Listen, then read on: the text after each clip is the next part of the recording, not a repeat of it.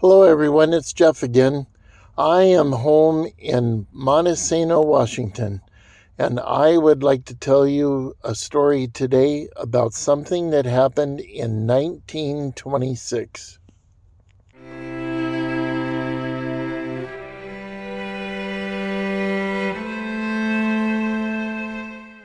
It was the Roaring Twenties, and Montesano, Washington had a very beautiful theater, which was housed in this building. It was covered in chrome and neon, and it was very, very beautiful.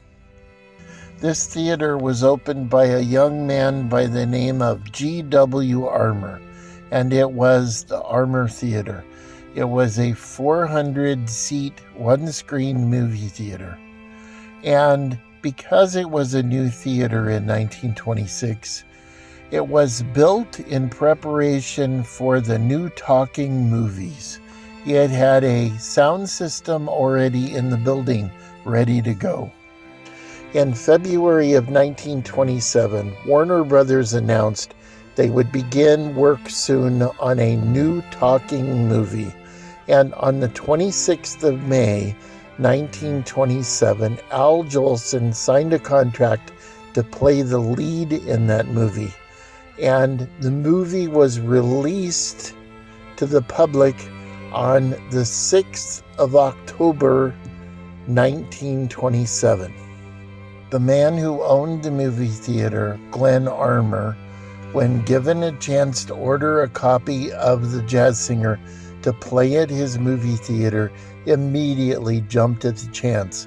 But the weeks passed because it was a very popular movie and there was only a few copies to be had because of the new technology. Well, one day he realized that his copy of the movie was sitting at the train depot, this train depot, in Centralia, Washington. And he went and told his wife that if he hustled and drove to the station and grabbed the movie, he could be back in time to show the movie at his theater and be the first movie theater in Washington to show a talking movie. He quickly rushed the 45 miles to the train depot in Centralia, and he grabbed the movie from the station master and was attempting to get back as quickly as he could, but he ended up being involved in a head-on accident. He was very badly injured, and he ended up in the Grays Harbor County Hospital, pictured here. This is a photograph of the movie theater taken on September 26, 1927, which would have been just a couple of weeks before his accident. He didn't die right away. He lingered on for months and months, and all the while his poor wife was trying to run a movie theater without much success. There was just too much work to do. And his dream of being the first movie theater in Washington to show the movie The Jazz Singer was all but forgotten. A few days later, the movie theaters in Seattle and Olympia were showing it regularly. By now, the Depression had hit, and Montesano was a tiny little town of 800 or 900 people, and it could no longer support a big movie theater.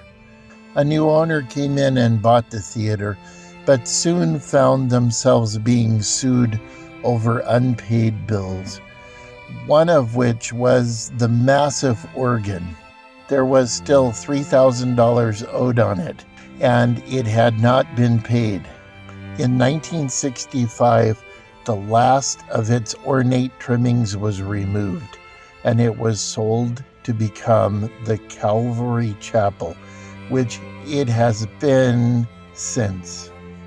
And what became of the Armour family? They were buried in the local Montesano cemetery, the Wainuchi Cemetery. And they were buried without even so much as a headstone. According to the map at the cemetery, underneath this tree is where they are buried.